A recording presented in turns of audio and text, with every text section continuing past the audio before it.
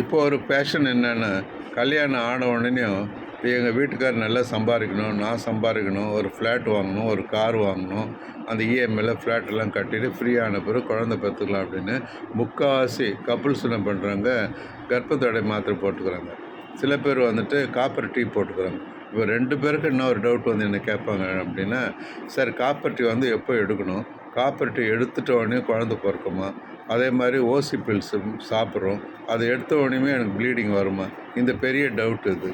அதனால் நீங்கள் copper tea வேணான்னு சொல்லி எடுத்திங்கன்னா, அந்த ப்ளீடிங் வர நேரத்துலையும் வர ஒரு நாள் சளி எடுத்திங்கன்னா அந்த கர்ப்பவாய் திறந்துருக்கும். அப்படின்னா லூப் சீக்கிரமாக எடுத்துடலாம். அதே மாதிரி ஓசி பில்ஸுக்காரங்க என்ன பண்ணாங்க, மாத்திரை நிறுத்தின உடனே ஆட்டோமேட்டிக்காக உங்களுக்கு பீரியட் வரும், அவங்களும் கருத்தரிக்கலாம். ஸோ லூப்பு போட்டு எடுத்தாலும் கருத்தரிக்க வாய்ப்பு இருக்குது. ஓசி பில்ஸு போட்டு எப்போ வேணுமோ அப்போ எடுத்தோன்னா, அப்போ உங்களுக்கு ஓசி பில்ஸும் அப்படி தான், காப்பர் டீயும் அப்படி தான். எப்போ உங்களுக்கு குழந்தை வேணுமோ அப்போ எடுத்தால் கருத்தரிக்க வாய்ப்பு உள்ளது. அதனால் பயப்படாதீங்க.